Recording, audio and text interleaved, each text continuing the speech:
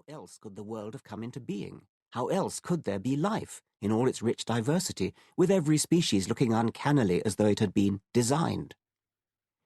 If your thoughts run along those lines, I hope you will gain enlightenment from Chapter 4 on why there almost certainly is no God. Far from pointing to a designer, the illusion of design in the living world is explained with far greater economy and with devastating elegance by Darwinian natural selection. And while natural selection itself is limited to explaining the living world, it raises our consciousness to the likelihood of comparable explanatory cranes that may aid our understanding of the cosmos itself. The power of cranes such as natural selection is the second of my 4 consciousness raisers. Perhaps you think there must be a god or gods because anthropologists and historians report that believers dominate every human culture. If you find that convincing, please refer to Chapter 5 on the roots of religion, which explains why belief is so ubiquitous. Or do you think that religious belief is necessary in order for us to have justifiable morals? Don't we need God in order to be good? Please read Chapters 6 and 7 to see why this is not so. Do you still have a soft spot for religion as a good thing for the world, even if you yourself have lost your faith? Chapter 8 will invite you to think about ways in which religion is not such a good thing for the world. If you feel trapped in the religion of your upbringing, it would be worth asking yourself how this came about. The answer is usually some form of childhood indoctrination. If you are religious at all, it is overwhelmingly probable that your religion is that of your parents. If you were born in Arkansas and you think Christianity is true and Islam false, knowing full well that you would think the opposite if you had been born in Afghanistan, you are the victim of childhood indoctrination. Mutatis mutandis if you were born in Afghanistan. The whole matter of religion and childhood is the subject of Chapter 9, which also includes my 3rd consciousness raiser. Just as feminists wince when they hear he rather than he or she, or man rather than human, I want everybody to flinch whenever they hear a phrase such as Catholic child or Muslim child. Speak of a child of Catholic parents if you like, but if you hear anybody speak of a Catholic child, stop them and politely point out that children are too young to know where they stand on such issues, just as they're too young to know where they stand on economics or politics. Precisely because my purpose is consciousness-raising, I shall not apologize for mentioning it here in the preface as well as in Chapter 9. You can't say it too often. I'll say it again. That is not a Muslim child, but a child of Muslim parents. That child is too young to know whether it is a Muslim or not. There is no such thing as a Muslim child. There is no such thing as a Christian child. Chapters 1 and 10 top and tail the book by explaining, in their different ways, how a proper understanding of the magnificence of the real world, while never becoming a religion, can fill the inspirational role that religion has historically and inadequately usurped. The 4th consciousness raiser is atheist pride. Being an atheist is nothing to be apologetic about. On the contrary, it is something to be proud of, standing tall, to face the far horizon, for atheism nearly always indicates a healthy independence of mind, and indeed a healthy mind.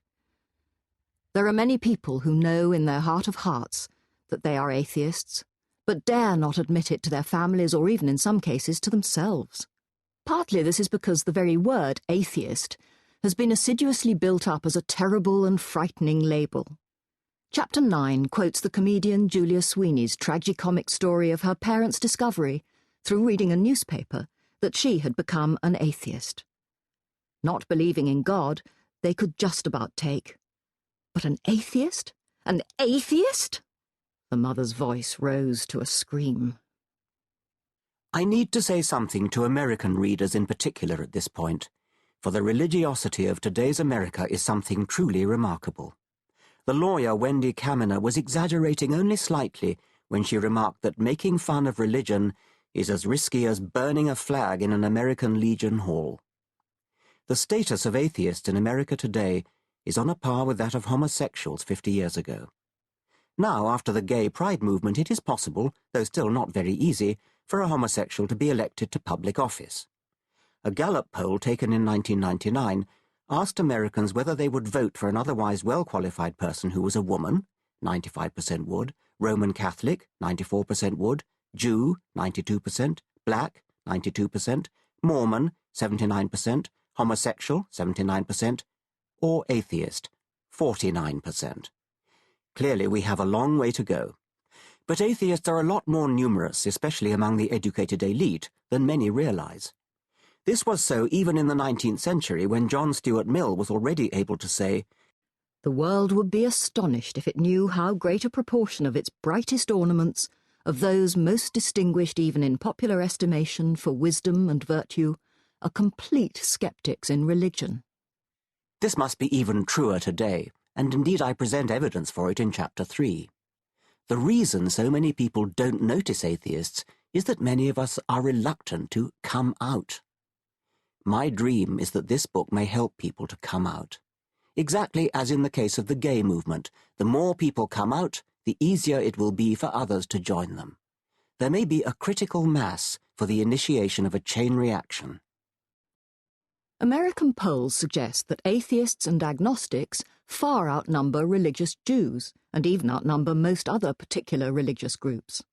Unlike Jews, however, who are notoriously one of the most effective political lobbies in the United States, and unlike evangelical Christians, who wield even greater political power, atheists and agnostics are not organized, and therefore exert almost zero influence. Indeed, organizing atheists has been compared to herding cats, because they tend to think independently and will not conform to authority. But a good first step would be to build up a critical mass of those willing to come out, thereby encouraging others to do so. Even if they can't be herded, cats in sufficient numbers can make a lot of noise, and they cannot be ignored. The word delusion in my title has disquieted some psychiatrists who regard it as a technical term not to be bandied about. 3 of them wrote to me to propose a special technical term for religious delusion, relusion. Maybe it'll catch on, but for now I'm going to stick with delusion, and I need to justify my use of it. The Penguin English Dictionary defines a delusion as a false belief or impression. Surprisingly, the illustrative quotation the dictionary gives is from Philip E. Johnson. Darwinism is the story of humanity's liberation from the delusion that its destiny is controlled by a power higher than itself. Can that be the same Philip E. Johnson who leads the creationist charge against Darwinism in America today?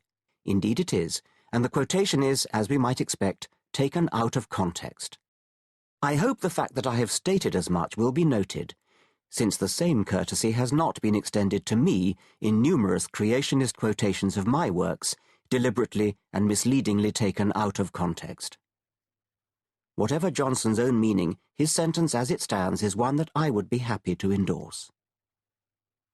The dictionary supplied with Microsoft Word defines a delusion as a persistent false belief held in the face of strong contradictory evidence, especially as a symptom of psychiatric disorder. The first part captures religious faith perfectly. As to whether it is a symptom of psychiatric disorder, I'm inclined to follow Robert M. Pirsig, author of Zen and the Art of Motorcycle Maintenance. When one person suffers from a delusion, it is called insanity. When many people suffer from a delusion, it is called religion. If this book works as I intend, religious readers who open it will be atheists when they put it down. What presumptuous optimism! Of course, dyed-in-the-wool faith heads are immune to argument, their resistance built up over years of childhood indoctrination, using methods that took centuries to mature, whether by evolution or design. Among the more effective immunological devices is a dire warning to avoid even opening a book like this, which is surely a work of Satan. But I believe there are plenty of open-minded people out there, people whose childhood indoctrination was not too insidious, or for other reasons didn't take, or whose native intelligence is strong enough to overcome it. Such free spirits should need only a little encouragement to break free of the vice of religion altogether. At very least, I hope that nobody who reads this book will be able to